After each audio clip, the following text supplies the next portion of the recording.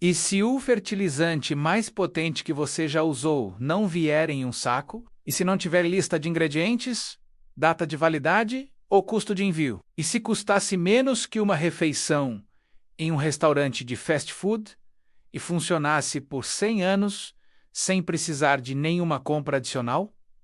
Existe uma geometria? Existe um metal? Existe uma proporção enterrada na estrutura mais antiga da Terra. E quando você combina tudo isso em um canteiro de jardim, algo acontece no subsolo que nenhum professor de química explicará em sala de aula, porque ninguém lucra com isso. Esta é a história do sistema de pirâmides de cobre, e porque ele pode ser a tecnologia de cultivo mais eficaz, mais acessível e mais deliberadamente ignorada da história da humanidade. A patente que levou uma década para ser aprovada. Em 1949, um homem entrou num escritório governamental de patentes em Praga com um pedido incomum. Seu nome era Karel Derbal. Ele era um engenheiro de rádio da Tchecoslováquia. Sua invenção não era eletrônica, não era mecânica, não tinha partes móveis, fios ou produtos químicos. Era uma pequena pirâmide feita de papelão. O escritório de patentes mandou embora. Ele não foi embora. Nos 10 anos seguintes, Derbal coletou dados, construiu argumentos teóricos e continuou retornando ao local. Sua afirmação era específica. Uma pirâmide oca, construída com as mesmas proporções da grande pirâmide de Gizé, menos com seus 4 lados alinhados aos 4 pontos cardeais. Menos criava um microambiente eletromagnético mensurável dentro de sua geometria. Ele testou isso, colocando uma lâmina de barbear a 1/3 da altura da pirâmide a partir da base, orientada de norte a sul. Uma lâmina de barbear que normalmente durava 5 usos, durou mais de 100. 16 lâminas realizaram um total de 1.778 barbas. O examinador-chefe de patentes, um especialista em metalurgia menos, levou um protótipo para casa e realizou o teste pessoalmente. Ele confirmou os resultados. Em 1959, a patente checa, número 91.304, foi oficialmente concedida. Mas aqui está o detalhe que a maioria das pessoas ignora. A patente de Derbal não afirmava que as pirâmides eram místicas. Ele declarava que o formato piramidal concentrava o campo magnético da Terra, criando condições que restauravam a estrutura cristalina da borda metálica da lâmina. Ele chamou isso de interação física mensurável e repetível entre geometria e campos eletromagnéticos. O ângulo que permitiu que funcionasse: 51 graus e 52 minutos. A inclinação exata das pedras de revestimento da Grande Pirâmide de Gizé. A matemática oculta no ângulo. Esse ângulo não é uma coincidência. Quando uma pirâmide de 4 lados é construída 51º 52, duas coisas extraordinárias acontecem simultaneamente. Primeiro, o perímetro da base dividido pelo dobro da altura é igual a π menos 3,14159. Segundo, a altura inclinada de cada face dividida pela metade do comprimento da base é igual a φ menos 1,618. A proporção áurea. Em uma única estrutura geométrica, construída com blocos de pedra no Antigo Egito, as duas constantes mais fundamentais de toda a matemática estão codificadas simultaneamente menos, com precisão de 3 casas decimais. Matemáticos calcularam que a probabilidade disso ocorrer por acaso é de aproximadamente 1 em 500.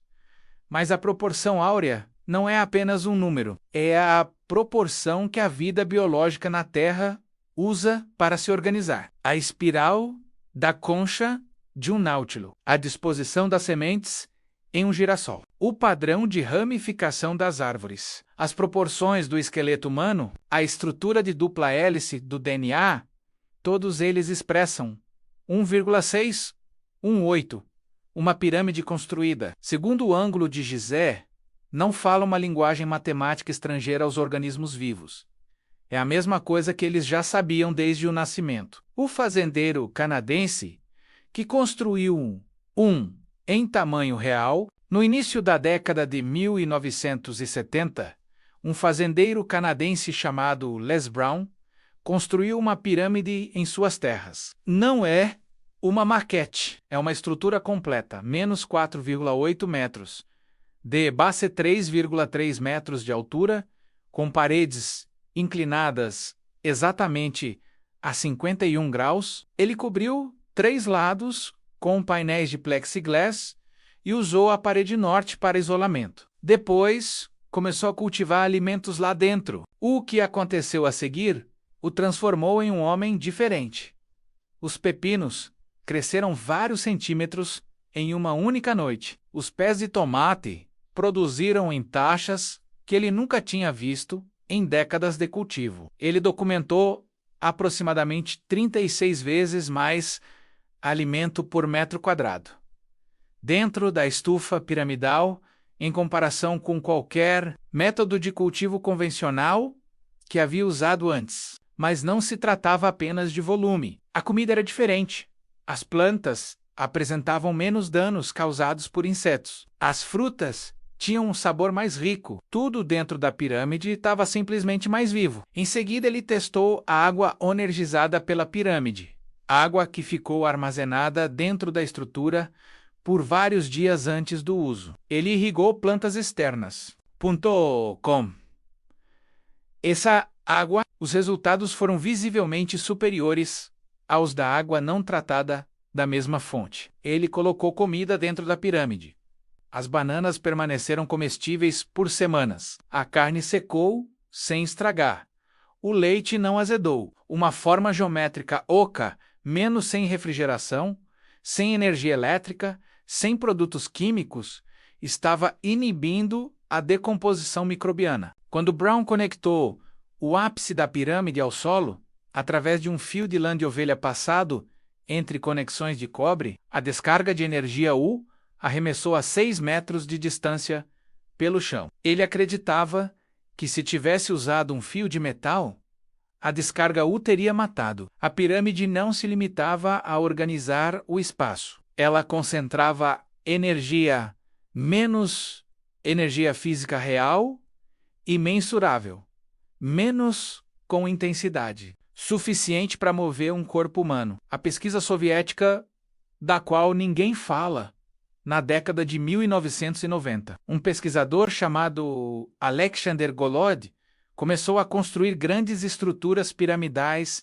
na Rússia e na Ucrânia. Essas não eram ferramentas de jardinagem. A maior delas tinha 44 metros de altura e pesava 55 toneladas. Mais de 50 pirâmides foram construídas ao longo do tempo. Equipes de pesquisa de diversas instituições científicas russas realizaram experimentos ao longo de mais de uma década. Entre os resultados documentados, sementes agrícolas armazenadas dentro das pirâmides antes do plantio apresentaram aumentos de produtividade de 30% a 100%. A atividade patogênica de certas bactérias e vírus diminuiu após a exposição. As pirâmides, instalações de radar, teriam detectado uma coluna de energia coerente estendendo-se verticalmente, do ápice da maior pirâmide até a alta atmosfera. Críticos da comunidade científica ocidental levantaram objeções metodológicas válidas, menos muitos desses estudos não possuíam os controles duplo-cigos exigidos pelos padrões de revisão por pares. Essa crítica é justa, mas um estudo listado no banco de dados da Biblioteca Nacional de Medicina dos Estados Unidos, PubMed, testou um modelo de pirâmide construído segundo as proporções egípcias e encontrou resultados físicos mensuráveis.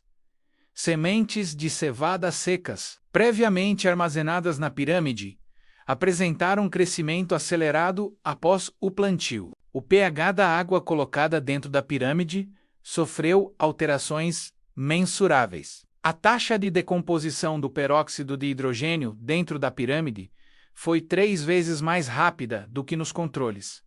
Acelera o de 300% em uma reação química, dentro de um objeto com formato sem fonte de energia. Algo dentro dessa geometria é real. O agronome ST Acu traz para o jardim. Yannick Van Doorn é um agrônomo belga com formação em agricultura e biotecnologia. Ele passou mais de 15 anos pesquisando o que chama de eletrocultura, menos o uso de energia eletromagnética natural, para melhorar a fertilidade do solo e o crescimento das plantas. Em 2011, ele realizou um teste de campo simples. Batatas semente foram colocadas sob uma pirâmide de cobre por 2 dias antes do plantio. Em seguida, foram plantadas ao lado de batatas não tratadas do mesmo lote, no mesmo solo com a mesma quantidade de água e exposição solar.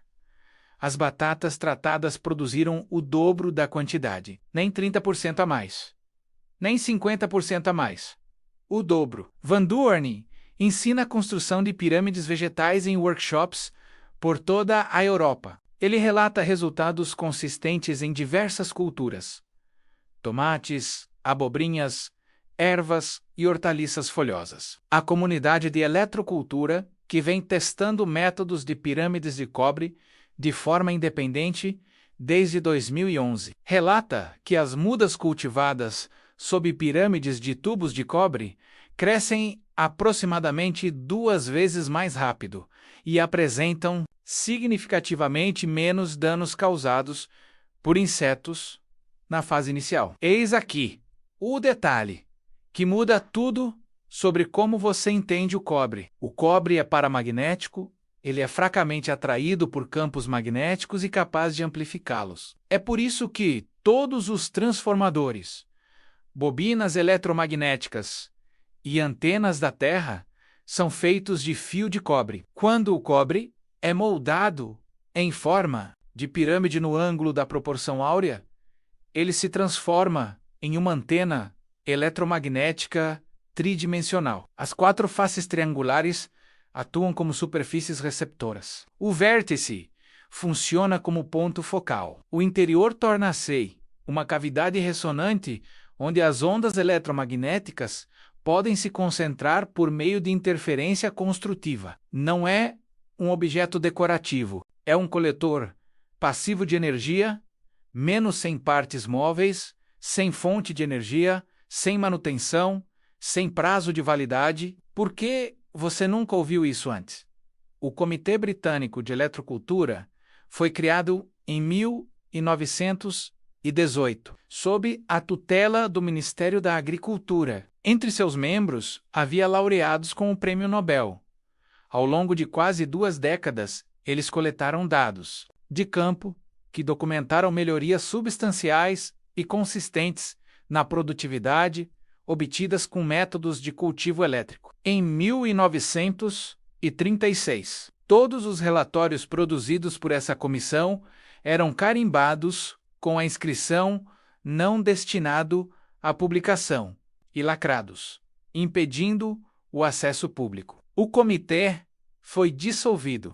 As citações acadêmicas para pesquisas em eletrocultura caíram mais de 90% nas décadas seguintes. Isso aconteceu exatamente ao mesmo tempo em que o mercado de fertilizantes sintéticos entrava em um período de crescimento explosivo. Os agricultores americanos gastaram $300 milhões dos Estados Unidos em fertilizantes sintéticos em 1945. Em 1975, esse valor já havia ultrapassado os $3 bilhões dos Estados Unidos. Uma pirâmide de cobre instalada uma única vez e nunca substituída não possui modelo de receita. Um saco de fertilizante, que acaba toda primavera, acaba mesmo. Não foi necessário nenhum memorando de conspiração. O mercado simplesmente recompensou o consumível em detrimento do permanente. Parte 7, menos o sistema de construção completo. 3 camadas. Apresentamos aqui o sistema completo. que profissionais independentes aperfeiçoaram ao longo de décadas. PRMEIRE A camada. A pirâmide de cobre. Construa com tubo de cobre, tipo M-meia polegada de diâmetro, para carregadores de sementes. 3/4 de polegada ou 1 polegada para a cobertura total do canteiro. A proporção crítica, comprimento da aresta, é igual a comprimento da base, 0,952. Essa é a proporção exata derivada da Grande Pirâmide de Gizé. Tamanho da base, comprimento da borda. 12 polegadas, 1142 polegadas, 24 polegadas. 22,85 polegadas, 4 pés. 3 pés e 9,5 polegadas. Conecte a base com conexões de cotovelo de cobre de 90 graus. As 4 extremidades se encontram no ápice, unidas por soldagem com solda sem chumbo ou um conector cruzado de cobre de 4 vias. Custo total de um carregador de sementes de 30 cm, 12 polegadas. Menos DUS, $15. A orientação é obrigatória. Um dos lados planos deve estar voltado para o norte verdadeiro e não para o norte magnético. Ajuste de acordo com a sua declinação magnética local. Sem esse alinhamento, a geometria não interage com o campo magnético da Terra da maneira documentada. Para energizar as sementes, coloque-as sobre uma plataforma não metálica, menos de madeira, cerâmica ou papelão, exatamente a 1/3 da altura total da pirâmide, a partir da base. Essa posição corresponde à Câmara do Rei, na Grande Pirâmide, e é a zona onde os pesquisadores documentaram consistentemente os efeitos mais fortes. As sementes precisam de 2 a 3 dias para absorver a umidade antes do plantio. A água deixada em repouso por 48 horas antes da irrigação também apresentou resultados de germinação visivelmente melhores. 2 alertas críticos. Nunca utilize conexões de ferro ou aço para unir cobre. O ferro reduz o magnetismo do solo e cria condições semelhantes. A seca. Menos isso foi documentado pelo naturalista austríaco Victor Schauweger, ao longo de décadas de observação. Nunca utilize tubos de cobre pintados, envernizados ou revestidos. A superfície bruta requer contato direto com a atmosfera. A pátina verde que se desenvolve com o tempo é carbonato de cobre. Ela protege o métal e não reduz a condutividade. Não a remova esfregando. Segunda camada. A fundação de madeira enterrada. Cave uma vala com 60 centímetros de profundidade. Preencha o fundo com os troncos e galhos maiores disponíveis.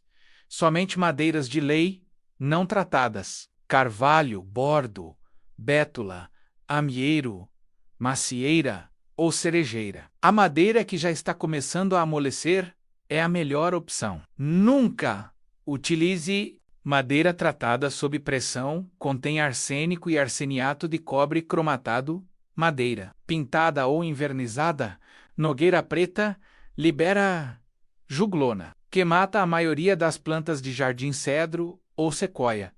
Decompõe-se muito lentamente e paralisa o sistema por anos.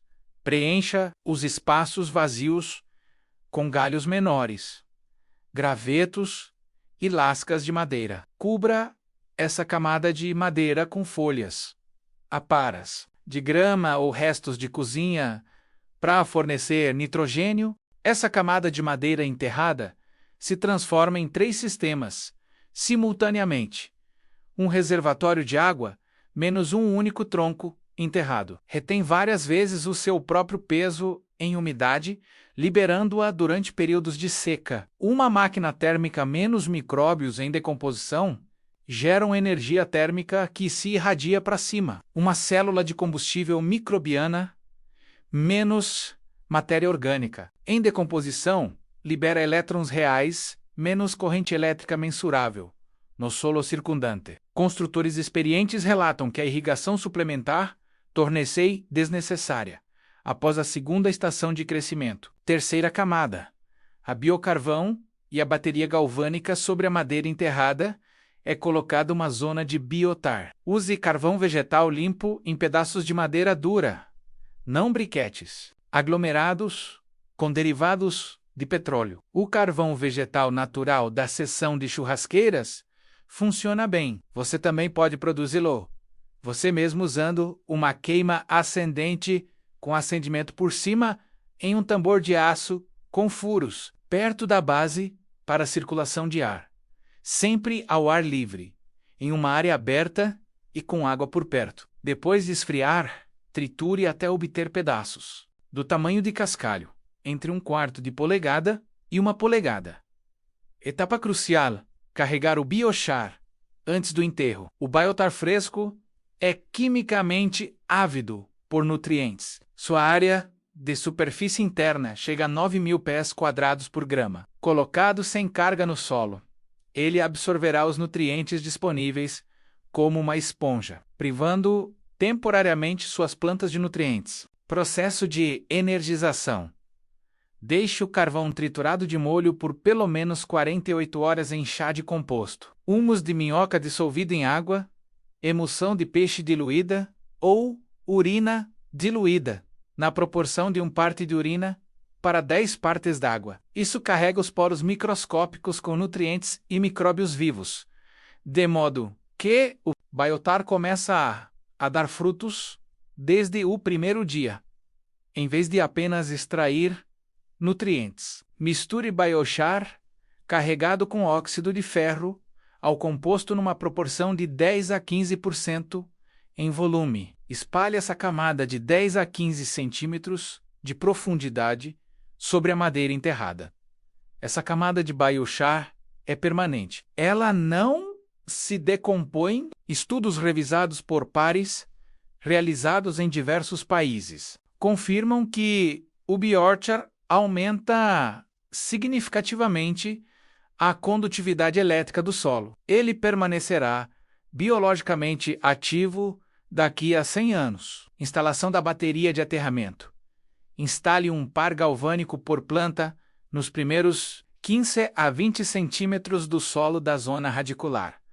Um pedaço de tubo de cobre de 15 centímetros, 6 polegadas. Foi enterrado no solo de um dos lados da planta. Um prego de zinco galvanizado do outro lado, a 20 a 30 centímetros de distância e a 15 centímetros de profundidade. O solo enriquecido com biochar, entre eles, atua como um eletrólito. Mais íons dissolvidos significam melhor condutividade e menor resistência interna. Um multímetro pressionado contra cobre e zinco deve indicar entre 0,8 e 1,1 volts. Quando a leitura cair abaixo de 0,5 volts, substitua o prego de zinco. A corrente que flui entre os dois metais faz duas coisas.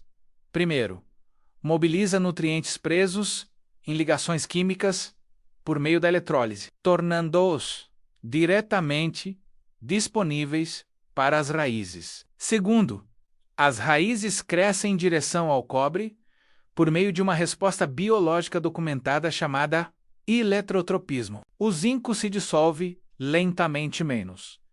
Mas isso não é desperdício. As plantas precisam de zinco para produzir o aminoácido triptofano. Sem triptofano, as plantas não conseguem produzir alcina-menos, o principal hormônio do crescimento responsável pelo alongamento do caule, desenvolvimento dos frutos e ramificação das raízes. Sem zinco, sem triptofano, sem alcina, o crescimento para o eletrodo de zinco é literalmente consumido pela biologia que alimenta, átomo por átomo, estação após estação. Como as 4 camadas Sergipe conectam? Coloque a pirâmide de cobre diretamente sobre a cama já montada, com um dos lados planos voltado para o norte, verdadeiro. Agora, o sistema está completo. Vista de cima, a pirâmide de cobre coleta energia eletromagnética atmosférica e a concentra para baixo, através do ápice, no solo. Vista de baixo, a decomposição da madeira gera eletricidade biológica e energia térmica, que se irradia para cima, através da camada de biotar. Na zona radicular, os eletrodos de cobre e zinco promovem uma reação galvânica contínua, mobilizando nutrientes diretamente onde as raízes podem acessá-los. Percorrendo tudo isso, o biochar atua como uma rede condutora, conectando a carga atmosférica da pirâmide às correntes biológicas subterrâneas. A pirâmide de cobre é a antena. A madeira enterrada é a célula de combustível. O biochar é a fiação. O cobre e o zinco são a bateria. O solo é o eletrólito. Quando o biotar é colocado sob uma pirâmide de cobre, a energia atmosférica coletada acima encontra um caminho condutor superior para penetrar no solo. A pirâmide potencializa o trabalho do biochar, enquanto o biochar, por sua vez, permite que a pirâmide atinja camadas mais profundas do solo. Remova qualquer uma das peças, e o sistema continua funcionando. Combine-as e o efeito se multiplica. Isso é sinergia. Como medir seus resultados profissionais sérios? Monitoram tudo. As leituras de Brix menos medidas com um refratômetro barato em torno de $20 dos Estados Unidos, menos indicam o teor de açúcar dissolvido e minerais das suas plantas a cada 2 semanas. Um Brix mais alto significa produtos mais nutritivos e mais resistentes a pragas. Os insetos não possuem as enzimas necessárias para digerir eficientemente o tecido vegetal rico em açúcar. As leituras de tensão com um multímetro digital confirmam o funcionamento do sistema galvânico. Valor-alvo 0,8 a 1,1 volts. Fotografias semanais das plantas ao lado de uma régua documentam visualmente a taxa de crescimento. A pesagem da colheita, medida em uma balança de cozinha, fornece números precisos ao final da temporada. Mais importante, mantenha uma fileira de controle ao lado da sua área de teste. Mesmo solo, mesma água, mesma luz solar, mesmas sementes, mas sem pirâmide, sem madeira enterrada, sem carvão, sem metais. A comparação entre as duas linhas é onde os dados residem. É assim que a observação pessoal se transforma em evidência reproduzível. O investimento permanente.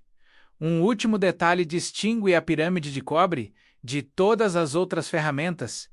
No galpão de jardim, não se desgasta. Com o tempo, o cobre desenvolve uma pátina verde menos carbonato de cobre, que protege o metal subjacente da corrosão. É por isso que os telhados de cobre das catedrais sobrevivem por séculos. A pirâmide sobreviverá ao canteiro elevado, à cerca, à casa e à maior parte do que a rodeia. O prego de zinco precisa ser substituído a cada poucas estações, pois libera seus íons para as plantas. A madeira enterrada se decompõe completamente em uma década, deixando para trás um solo profundo, escuro e friável, permanentemente melhorado pelo processo. Mas a pirâmide de cobre e o biochar permanecem menos ainda, coletando energia atmosférica, ainda abrigando vida microbiana, ainda armazenando nutrientes indefinidamente. Custo total do sistema. Componente custo pirâmide de tubo de cobre, 12 polegadas, $15 biochar saco, $4 pregos de 5 pacote, $2 milhões adeira para enterramento livre de galhos, investimento único, sem custos recorrentes. Valoriza-se a cada ano que permanece no solo. Encerramentos antigos egípcios alinharam sua grande pirâmide com o norte verdadeiro, com uma precisão de 1/15 de grau. Eles codificaram o número π e a proporção áurea em uma única estrutura de pedra, usando apenas matemática e observação astronômica. As mesmas proporções estão disponíveis hoje com uma viagem de ultrassonografia, 15, a uma loja de materiais hidráulicos e um cortador de canos de $2. A indústria de fertilizantes fatura mais de $200 bilhões por ano. O mercado de pesticidas contribui com outros 60 bilhões de dólares. Ambos dependem de produtos que se esgotam a cada estação e precisam ser recomprados indefinidamente. Uma pirâmide de cobre custa 15 dólares e dura a vida toda. Todas as tecnologias de cultivo do solo que já foram enterradas, desde métodos ancestrais de baterias subterrâneas até pesquisas documentadas sobre eletrocultura, eventualmente ressurgiram, porque a física nunca expira e as evidências nunca desaparecem completamente. A geometria está disponível, o material encontra-se na loja de ferragens. O experimento custa menos que um saco de fertilizante. A única questão é se você vai construí-lo ou se vai simplesmente ignorá-lo. Se esta informação foi útil para você, compartilhe com alguém que cultiva alimentos. A maneira mais eficaz de preservar o conhecimento, que foi repetidamente suprimido, é disseminá-lo em tantos lugares quanto possível.